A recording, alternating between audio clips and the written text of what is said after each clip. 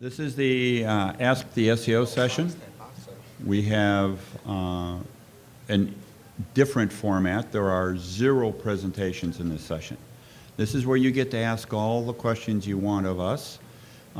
We've got a lot of different kinds of background. I've got a great panel here. As Ask the Question, Ask the Pros goes, you can tweet, but you'll notice we have 2 microphones set up. I think it's probably easier for us to keep track of it and to hear you and not have things get out of sequence if you would use the microphones. We're kind of used to doing that. My name's Bruce Clay. I'm going to be, as moderator, I'm going to be basically guiding this. The format of this, as I said, is Q&A. So what we're going to ask is that the questions be not so much site-specific. This is not a site review kind of a session. We're not going to look at sites. We're really going to ask general questions, answer general questions that have to do with SEO.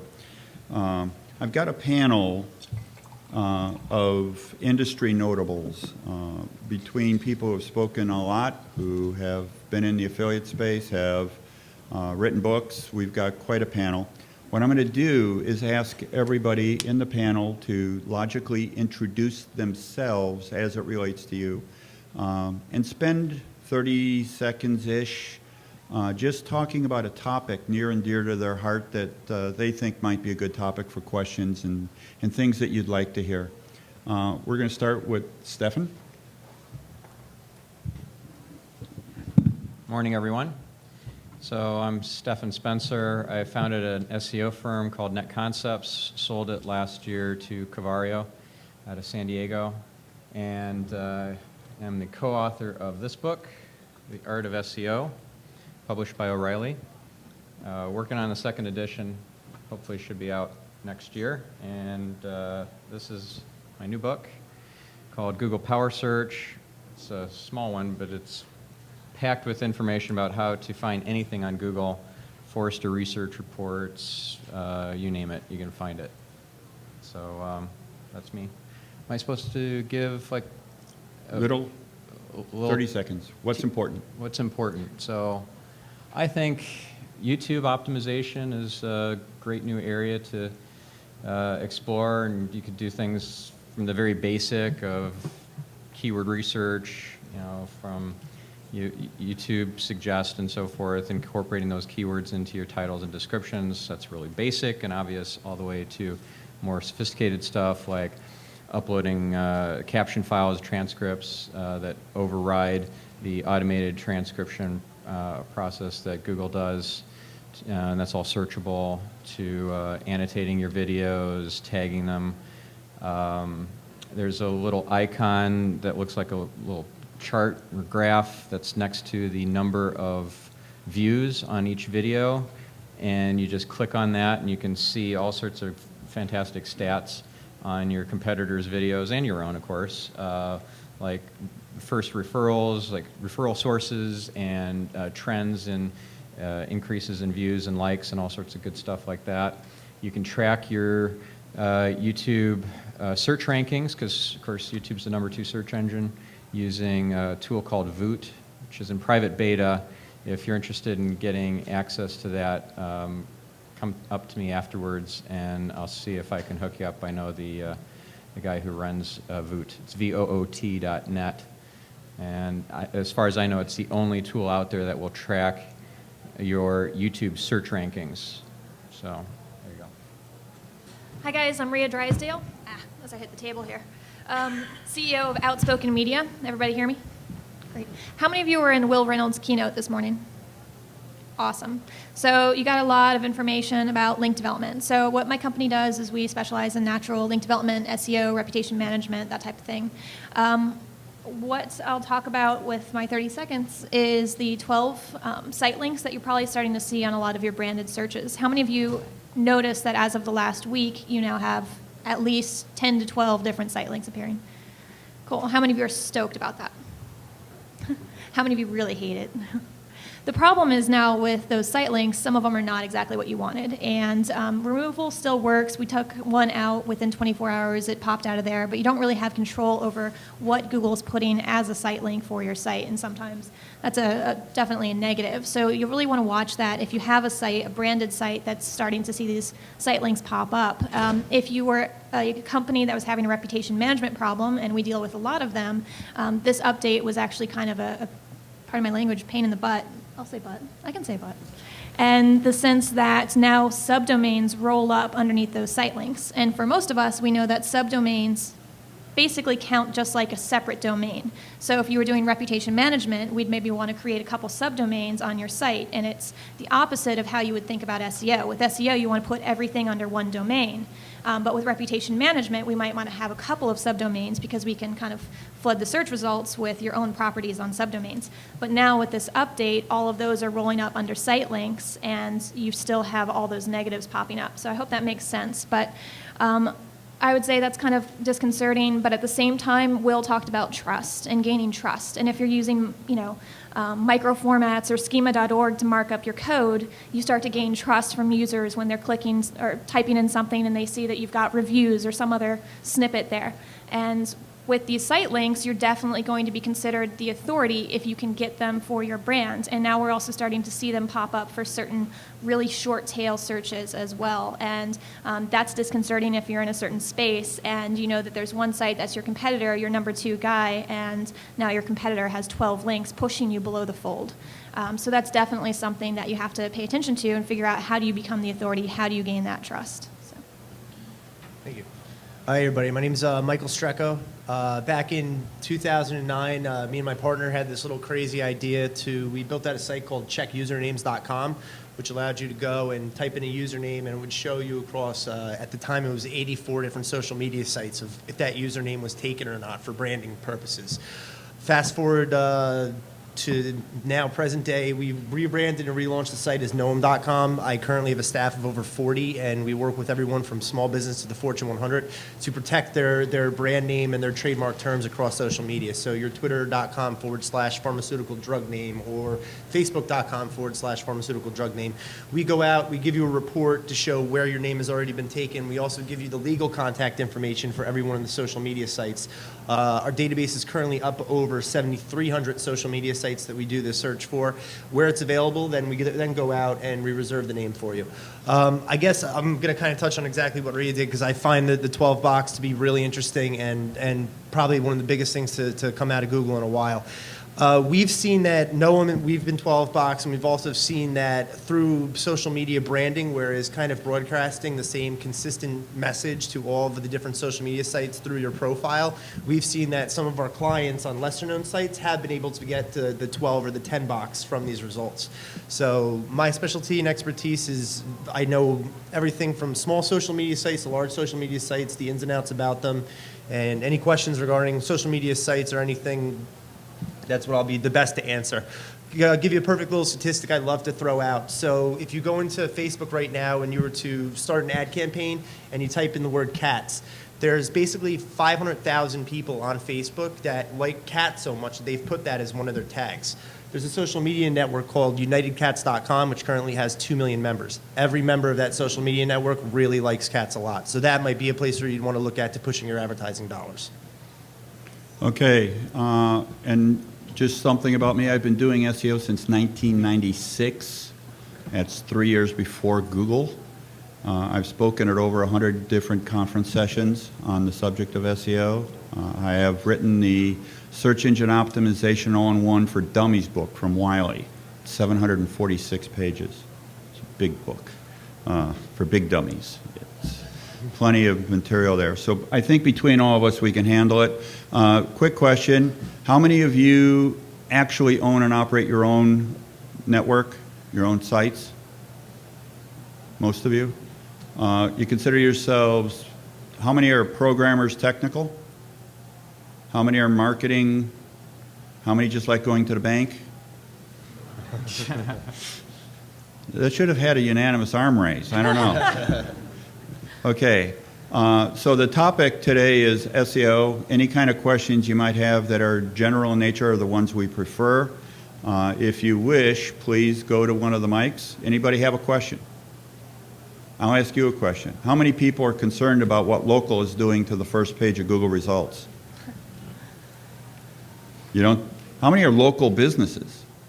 Do you think local is going to take over the first page and you won't be able to get on, or are you not concerned about local at all? Anybody? This is going to be a hard session to get going. I have a good question. Does anyone here work in the travel vertical? Affiliate-wise, have hotel-related sites? How many people are kind of nervous about now the fact that you can book a hotel right through Google? Yes? How many people here are happy that they sold the majority of their travel sites in 2009? Okay, please, come on up and ask a question, because that's what the session's all about. Or if you guys want to, write them down and bring them up here if you don't want to like stand at the mic. And incentivize with free books. Yeah. Hi, Bruce. Hi. Excuse me, Jay Berkowitz from 10 Golden Rules. Nice to see you again. Thought I'd get you going. Hey, guys. Thank Michael. Panda, obviously the big topic, so why don't we go there? Maybe everyone on the panel could talk about some things to do to improve your sites in the art of Panda. Want to start? Yeah, I'll start. So Will was kind of funny in his keynote. He said that Panda was great for him, and it was the same way for our company. It just depends on the methods that you were using. If you were really investing in article creation and you were just pumping out articles, then you probably got hit, and we didn't. We only had one client that got hit, and that had more to do with quality signals than with article submission.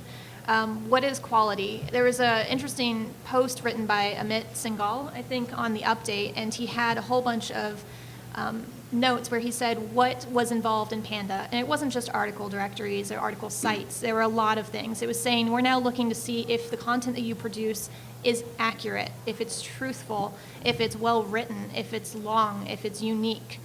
If it's got a good reputation, and that's kind of interesting to me. I don't necessarily know that it's Google's responsibility to, query all of our content to make sure it's accurate, and I don't even know how they could possibly do that, but that's what they're saying. And so on our end, we produce unique content, and you just have to figure out what can you do in your space and push it out there. And I would say if you have a lot of duplicate content on the site, you need to start looking at that. That was the biggest hit that a lot of sites took, was that they had so much duplicate content. Are many of you familiar with supplemental results? Back in the day, Google used to display supplemental results. And we called it supplemental hell, because if your site got stuck in supplemental, there was a problem. You had over-indexation of your content, probably due to duplicate issues. And once you started to rein that in, then you would see that your site would pop back up into the main index.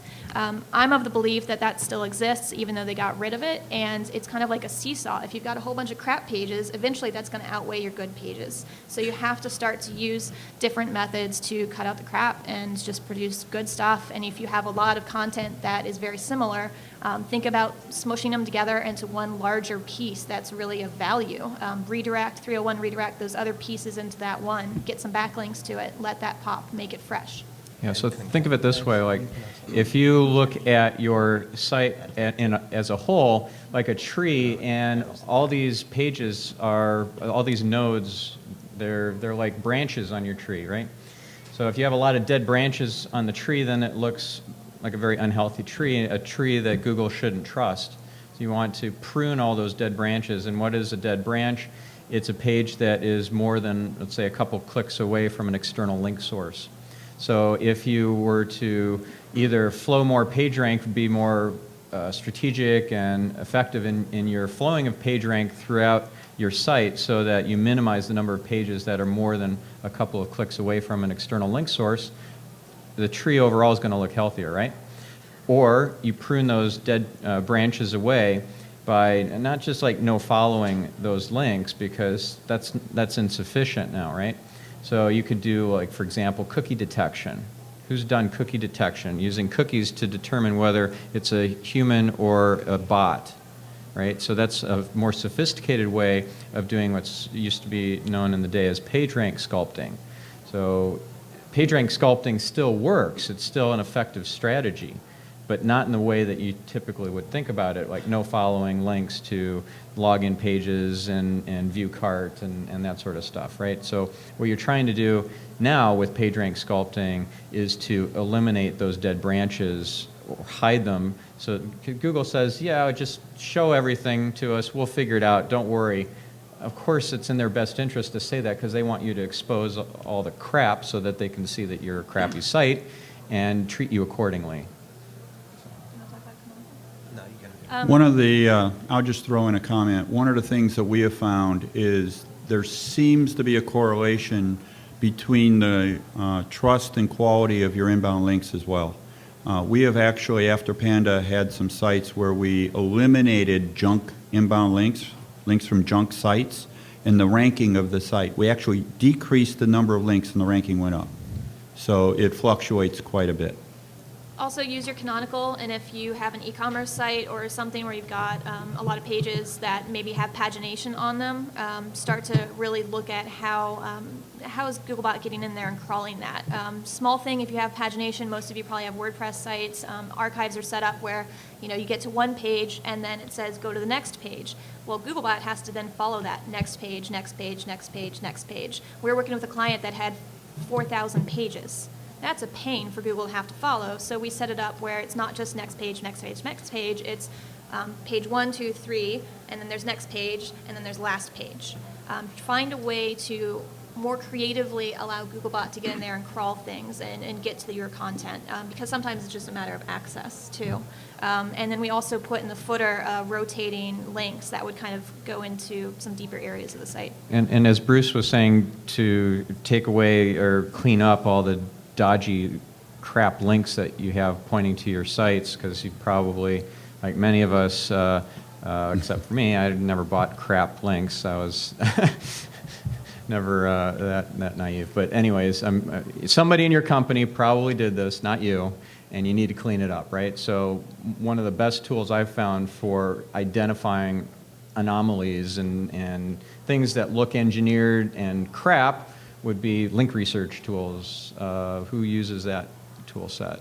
Yeah, it's really quite a cool tool set. So you can, like for example, look at the themes of the sites that are linking to you and load in a bunch of competitors, sites that are outranking you, and then it averages those and shows you the percentages of those types of themes on those sites versus yours, and you can see, whoa, my competitors on average have way more bloggy links than I do.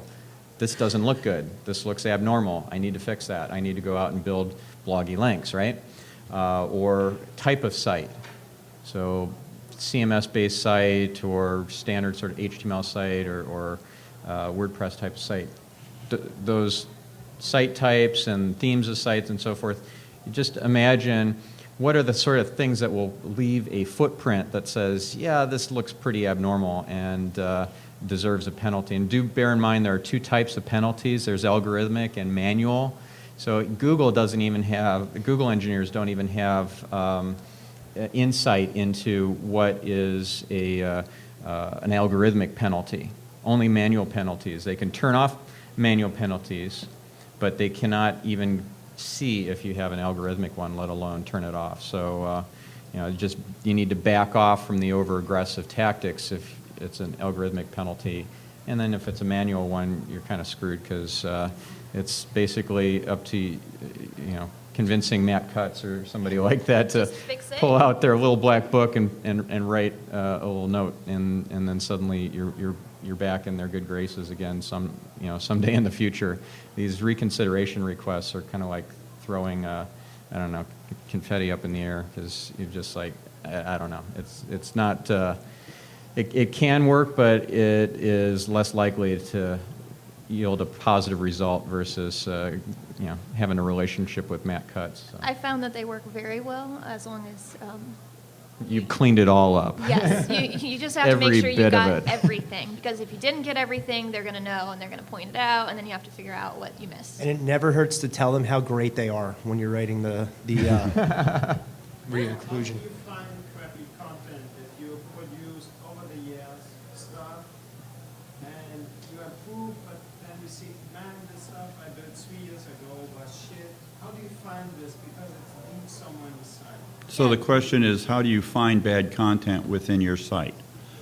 Look at your analytics and see what's not getting traffic anymore, and see what's decreasing, see what used to rank that's not ranking anymore. I like to go in and look at content that had a ton of traffic at one point and now it no longer does, but maybe there's a different post that we created recently that actually overlaps on keywords, and I'll identify that overlap and see which one's performing better. And if we just pop it into a sidebar or we link to it again, it might trigger that. But There's also this report that I call the freeloaders report, and these are pages that are getting indexed by Google and crawled, but for whatever reason are not getting any traffic from search, from Google, right? So if you sort that by crawler activity, the top of the list, these are pages that have gotten 0 visitors from Google in an entire month. So I have analytics that we've custom built that will show that kind of reporting.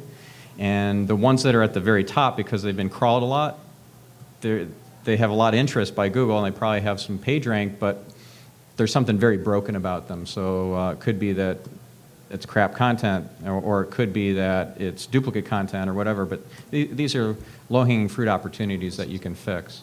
Okay, we're going to move on to another question back there. Okay, John Rampton, the best way to optimize a Google Places account for local. I would suggest you have one. I do have one. I want to get above the competition. How's the best way to optimize that? one quick thing, if you don't have one and you want to know, use getlisted.org to check and your business address, and it'll tell you how many of the main local sites you've actually claimed your listing on. And if you're managing hundreds of locations, that'll help. But Yeah, there's about 340 directories out there that are paid attention to. 22 main directories are paid attention to by Google. So if you can get the same entry in all of them, it helps. One thing to watch out for, you'll notice if you start to go through some of the directories, this one will have a 40-character company name, but this one will have an 80-character company name. What matters to Google in Places is that the company names match, so you get consistent voting for the same company name. So don't put in your company name in the 40, then put your company name followed by keywords in the 80, because it won't be voting for the same company. So you want to have consistency across all the directories. And just to hop back really quick onto that last one, I wanted to suggest there's a plugin for if you want to check how often your content's being spidered by Google, MSN, and Yahoo, called the WordPress Crawl Rate Tracker plugin. And what you can actually do is download that plugin and compare it to your Google Analytics to see what pages are getting clicks and how often they're getting crawled, and that's a good thing to look at. That's I use on all of my WordPress blogs. One more time, WordPress Crawl Rate Tracker plugin. it's from Blogstorm. Yeah, it's from Blogstorm. On the Google Place page optimization, so for reputation management, what I like is to that point that you have to have your name be the same. If you have a lot of negative reviews, it always helps to just maybe mess up your address or something, and then it stops showing for your business. But on the actual optimization side, there are a lot of rules. If you haven't already read it, I would read David Mim. He does a local ranking factors report, and I think earlier this year they released the 2011 version. Gigantic. I mean, massive. The thing with places, you have to be very careful because there are certain things that can actually hurt you. So if you just cram it full of optimization, like keywords in there, if you have something that is not a physical phone number, if it's an 800 number, that type of stuff, if it's a P.O. box, it's not helping you. You have to have a real location. And I would say also on the places side, do everything you can to make it look natural. Fill out your profile completely. Add pictures. Get people that have actually used your business to write reviews. Don't fake those reviews. I'm trying to think what else. The best thing that we've suggested to clients to do is keep your coupons fresh. Google loves those little deals and likes to see that stuff being constantly changed. Don't get lazy with it where okay, so a liquor store by my house, they constantly always give, if you print out their Places page and bring it in, you get 10% off of an order of a case of wine. freshen that up a little bit. Change it around and make it like maybe 1 month you'll get 10% off a case of a wine, and maybe the next month you get 5% off of 6 bottles of wine, which is a half a case. So it's the same offer, but it's just giving new content to the engine. So it used to be that distance from the city centroid was an important factor. It's not as important anymore. As Rhea mentioned, the local ranking factor survey is a really important place to start to get a sense for some of these different factors. The ratings and reviews are important. If nobody says you're any good, then you're kind of screwed. If it's all crickets, there's no ratings, reviews.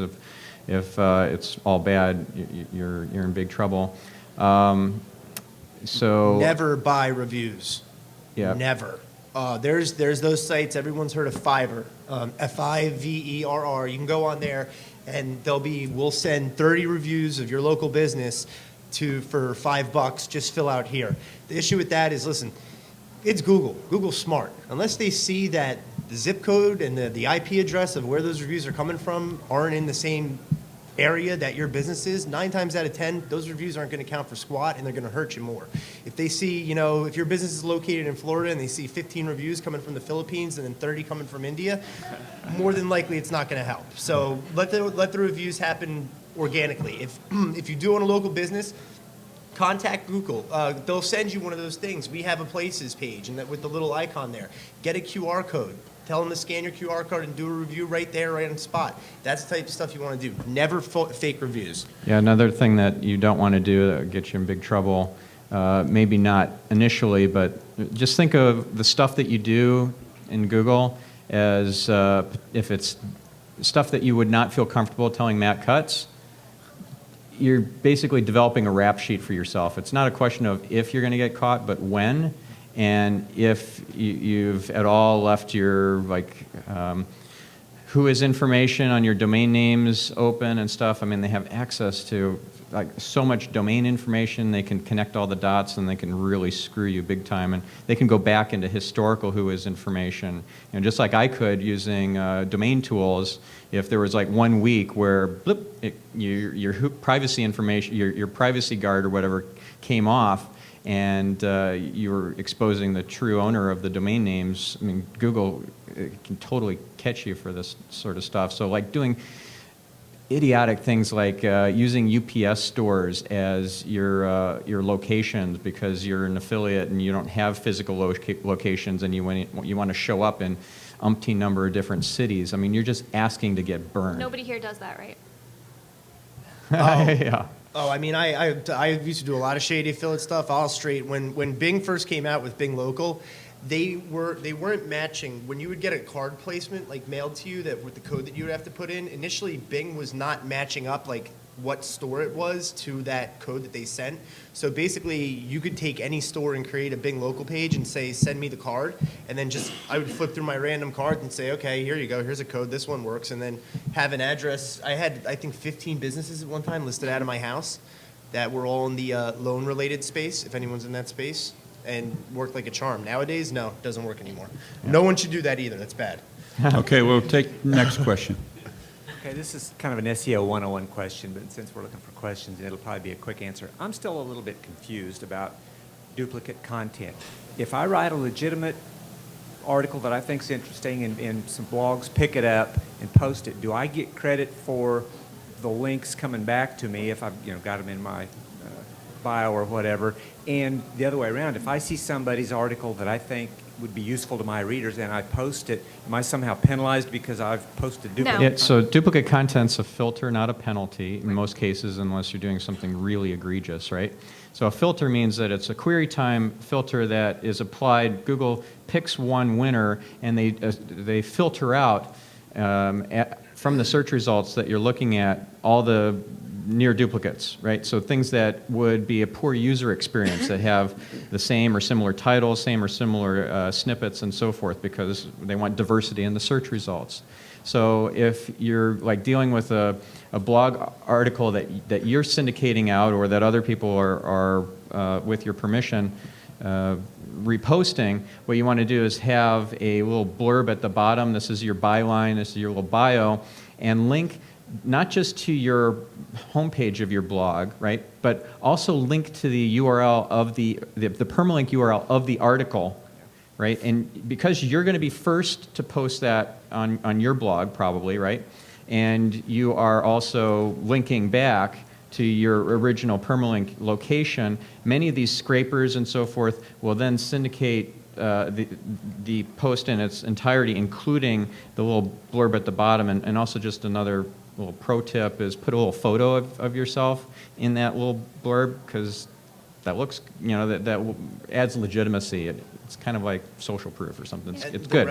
Rel equals author tag too, always use. Yep. Yeah. So I'll give a quick example. Outspokenmedia.com/blog. If you're not following the blog, check it out. Lisa Barone writes for it all the time. Many of you might know her. She also writes at Small Business Trends, and she's really gotten a huge name for herself in the industry for being one of the leading bloggers. She started at Bruce Clay, and everybody reads her. And eventually Business Insider came knocking, and they said, you know what, we would love to republish your content. And we were kind of like, not sure about just taking every single post that we have and putting on a Business Insider. We said, just take a couple.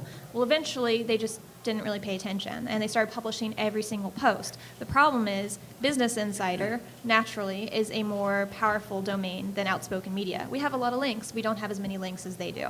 And then on top of that, I think it was Entrepreneur.com started publishing our posts on Business Insider, and then the Wall Street Journal started doing that too.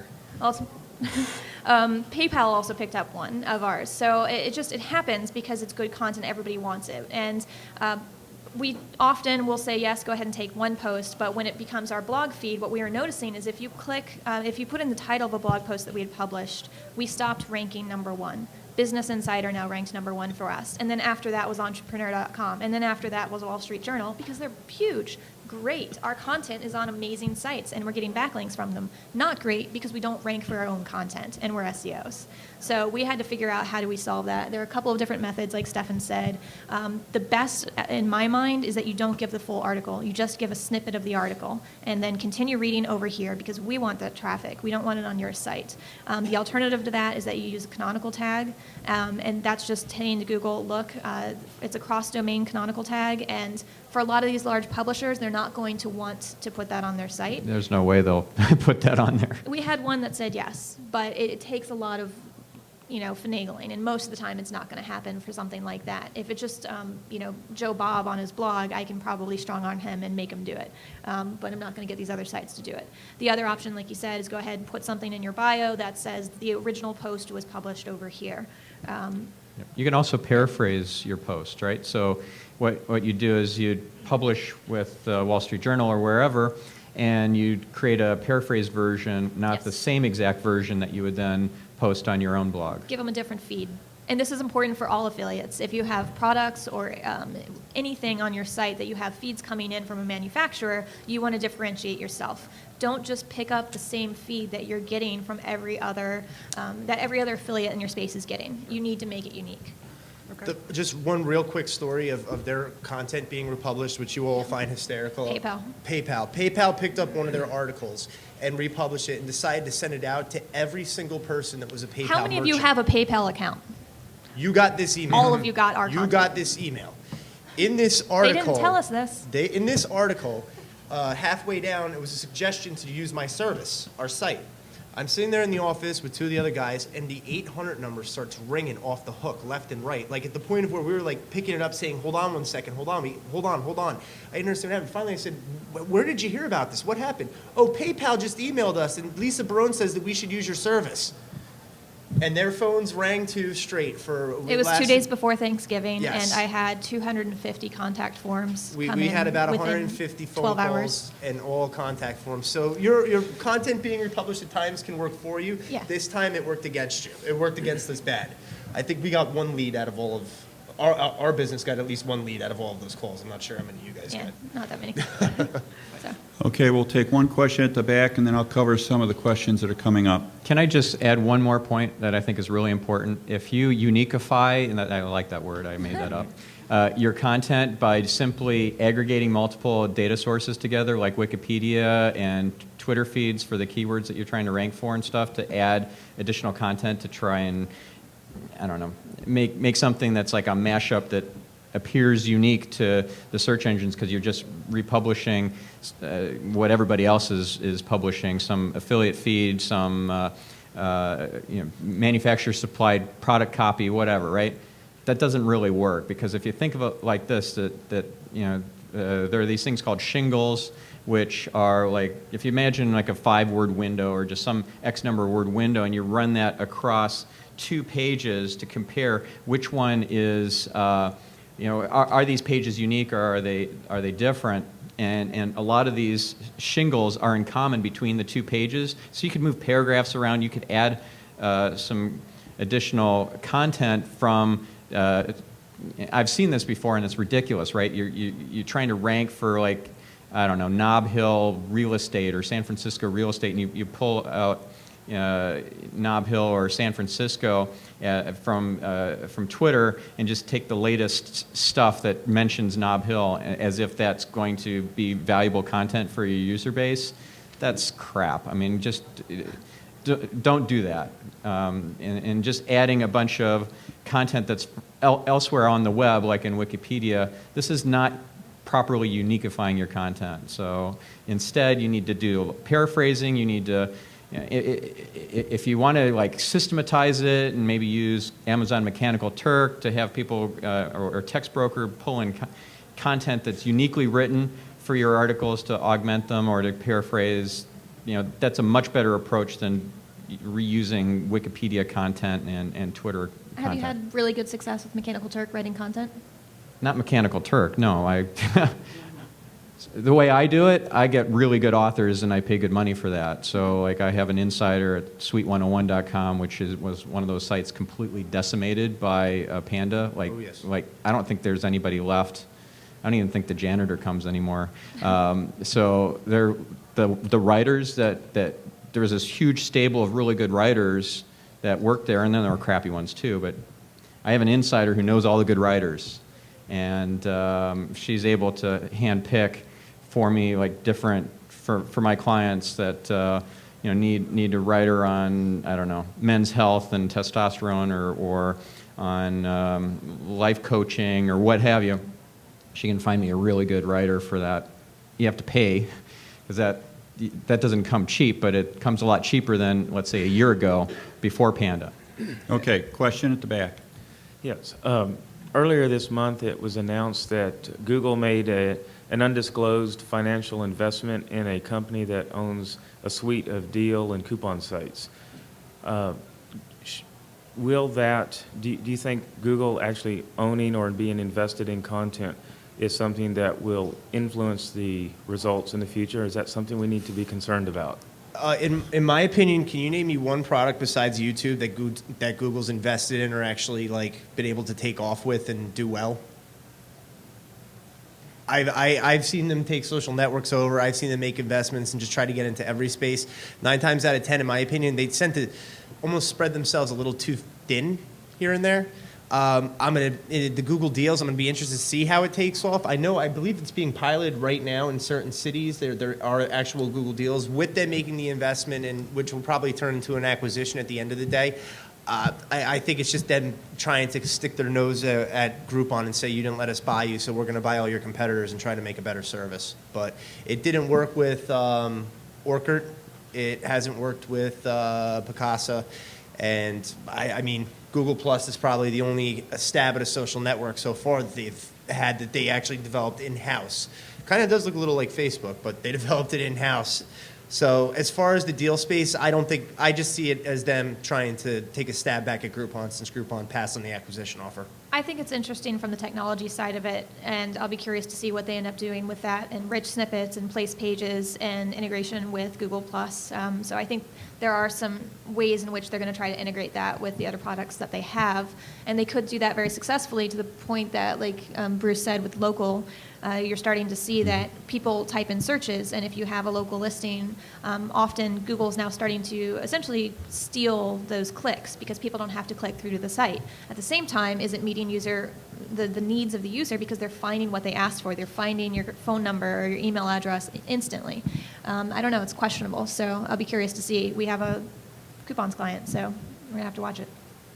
I'm personally very cautious about Google because I think that they're going to take over the world, you know. So I can think of plenty of instances where Google has reached their tentacles out and dominated or come close, you know. So Android, for example, yeah, that was quite a successful acquisition. I mean, they're kicking ass. So.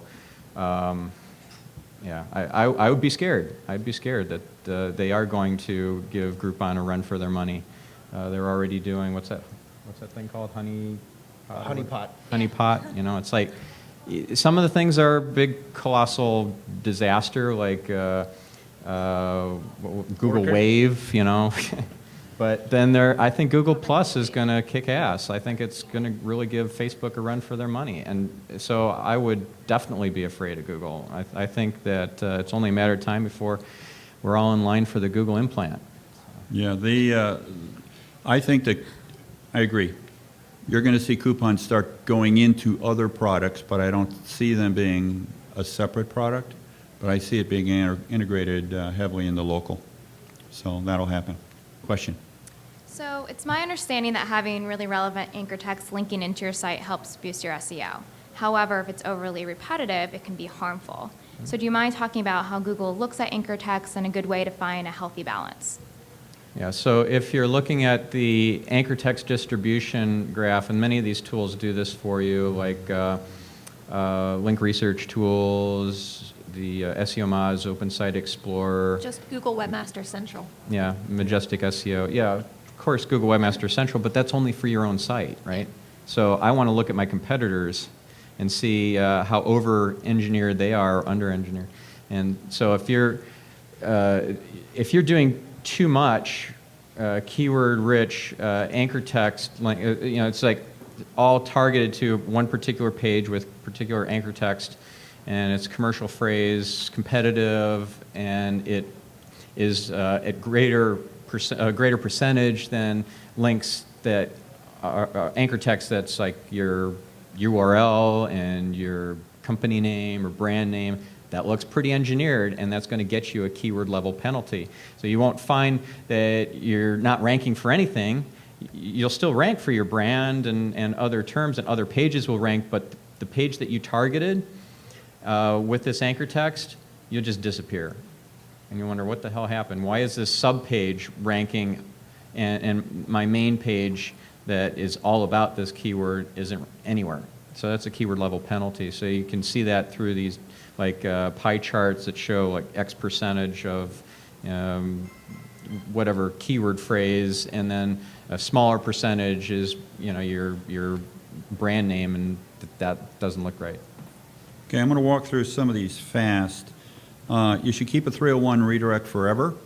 The only reason to drop a 301 is if you want to resurrect the domain that you're redirecting, or if there's no links to the old site, therefore you don't need to refer them anywhere. Or if you're 301ing instead of a 404, if the page really shouldn't exist because it's like some garbage URL. I've seen this before, like a status code 200 or a 301 to the home page for anything. Like you could make up domain.com/ASDF, ASDF, ASDF, and it will 301 to the home page. That's a really stupid idea. Yes. Or if you're serving up an error page that says, oops, but the status code is 200 instead of 404, then Google loses trust in your site. So make sure a 301's done right. And one thing with the 301, I had a friend who got, for one of his affiliate sites, got an amazing link from the New York Times. And it was for an article that wasn't keyword rich, wasn't what he wanted. So he came up with the brilliant idea to, hey, let me 301 that page that New York Times was linking to my main site to see if it gives me more juice. Never 301 to try to pass link juice in that aspect. It never works. And Google will always pick up, and you won't get the results. If you write a good article, it's going to help your domain and your domain authority at the end of the day. So there's no need to ever 301 good content that has a good link to it. And yeah, one of the things that Google has said, a 301 actually transfers not just the link juice, it'll transfer the penalty. Yes, So it if you have a does. site that is penalized and you do a 301, the penalty moves with the 301. I can share a fun story about that. I worked in-house at an e-commerce site. We bought another website for about $1 million, something small like that. They decided they wanted to rebrand and redirect the old website, which had a keyword in it, to the new one, which was more of like a big brand name. So they did this, didn't do thorough research on it. I got brought in right as they were making the switch, and they didn't realize that that old domain that they bought for $1 million was penalized, had been selling porn, pills, cloaking, doing everything that you can possibly imagine on this domain. The next thing you knew, it dropped. And I was, I was kind of young. I was a new SEO, only a couple of years in. I'm thinking, okay, we know that there's going to be a little bit of a drop, even a significant drop, doing this type of gigantic redirect. They did a full redesign at the same time. It was a disaster. About a month in, we're not coming back. In fact, we're dropping worse and worse and worse. And that's when I realized, okay, there's something else here. And we dug in, and we had to fix it. And their entire site, everything, was a disaster for about a couple months. And it took us a long time to come back from that penalty. And there's nothing they can do because they had completely rebranded. They were in the catalog business. They're a multi-channel marketer. Everything was rebranded. They couldn't go back. Okay, so a couple of quick things. A 301 transfers the anchor text as well. So if you're 301ing from one URL to another URL, oh, and by the way, a 301 does not transfer 100% of the link authority. And there are multiple kinds of 301s in terms of the way that Google treats them. Like there's a bounce type of redirect where that page never existed. That URL never had a page with a status code of 200 at it, versus one that it's a crusty old page that's been around for a long time and you're just moving the content from one location to another. So the location, at the new location, that content is still there. And Google has a history of the page, that URL actually containing content, okay, versus let's say a short URL that never had content. It was always a 301. That doesn't transfer as much link authority as the former example where there was crusty old content there and then it's been moved.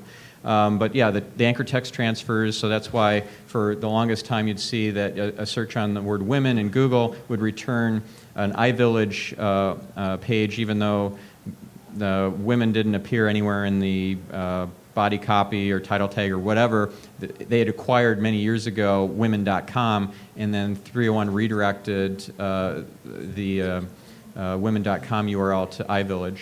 So that was why they ranked like number 1 or number 2 for women. A penalized 301, so a penalized URL, you can 301, like Rhea was saying, the penalty to the destination URL, and this is an evil tactic, so don't do it, but some black hats have actually 301'd to competitors, and as well as like buying links for competitors and doing all sorts of blog comment spamming to their competitors, and if they don't have enough link authority, then it can actually get them penalized, especially if they're doing dodgy on-page stuff too, that further reinforces that they probably are dodgy. So this thing that Google says, yeah, the bad links aren't going to penalize you if a competitor is doing that to you is completely bogus, because you can completely nail a competitor and bury them if you're a bad person. So don't do that. And then lastly, if you're link baiting and you create an article that's like 7 funniest commercials about X, or some infographic or some cartoon or personality test or whatever, and you get this brilliant idea to 301 that all that link juice coming in to that particular link bait later on after all the traffic dies away. That's a bad idea as well. You want to drive the link authority or page rank from that link bait article to your important landing pages. Yes, you don't want a 301 directly there and remove that link bait article, because you're eventually going to get nailed for that, so if not immediately. Okay, I have 3 questions. One had to do with tools and monitors and things like that. I think we all have our favorites. I actually have a full tool set, so I'd be wrong to kind of just dwell on it, but I'll comment. Google has changed the API to be a paid API.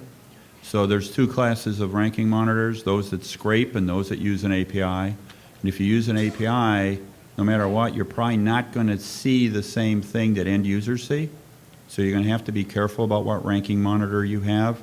If you want to talk to me about tools or others, come up at the end and we'll talk to you about tools. I give mine away for 60 days if you give me information, you know, that kind of stuff. I think we all can. The ones that seem to make the most sense to talk about is WordPress. We've not talked about WordPress yet. So the question is things like what plugins do you use and how do you optimize WordPress? Okay, so I'm a little bit biased because I wrote a plugin for WordPress for SEO. It's still a good plugin. It's kind of old. The screenshots make it look like this thing is like ancient, but I'll update those screenshots someday. But the tool itself is still useful.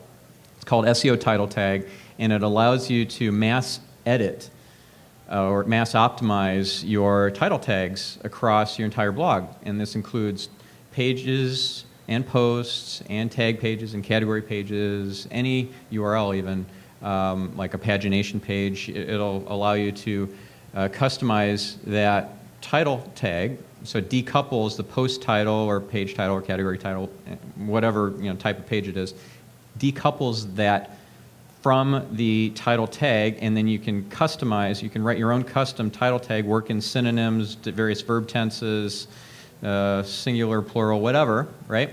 And it does it in an interface where it's very easy to crank through hundreds and hundreds of previous posts and pages and so forth very quickly. It just shows the current post name, if you're on posts or pages or tags, if you're on the tag pages interface, shows all those, and then a field next to each one, and if there's already a custom field defined, or I mean a custom title tag defined, then it fills that in. So you just go bang, bang, bang, crank through optimizing all your title tags across your blog. That's a really good beneficial activity if you haven't done that, to go back across your old blog posts and optimize your title tags.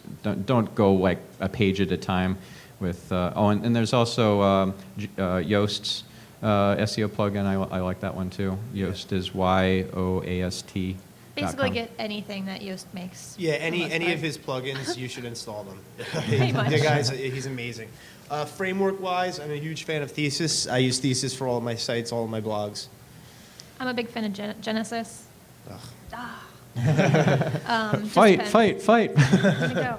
I do like Genesis, and there's some great people that have worked on it. Greg Bozer, I know he's done a lot of contributions to that, so it's just kind of, it's got this inherent nice SEO solid background to it, and Thesis does as well. But I'm going to go through some quick plugins that we use. These are just the base things, no matter who we're working on, we go through them. Google Analytics for WordPress. I'm going to do this kind of fast. Permalink Redirect, that's one of Yoast's, really important, will help you handle redirects.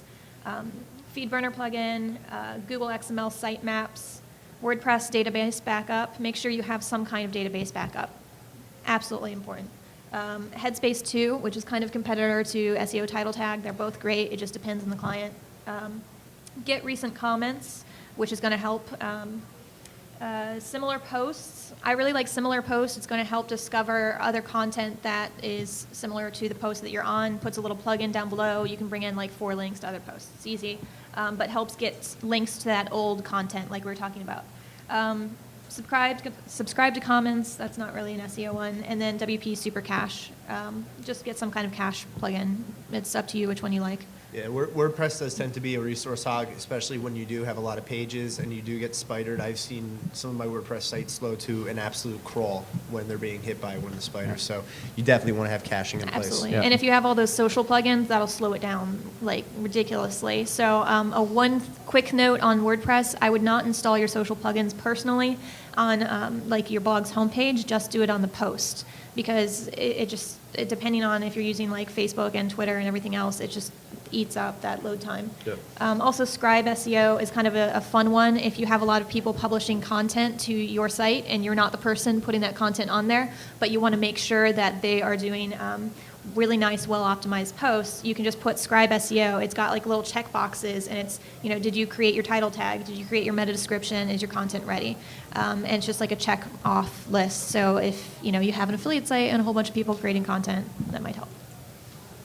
One of the things that we did to our blog is we just took the entire right-hand column, all the archive and blog roll and that entire 200 link area, We just made a mod to our own that put it into an iframe, took it off the page. So we only had, 30 links on the blog posts instead of 250. That allowed us to take inbound links from somebody linking to the blog post and move it more effectively within our site. Wait, is your blog role in that? Huh? Is your blog role in that? Yes. You're welcome. We have other ways.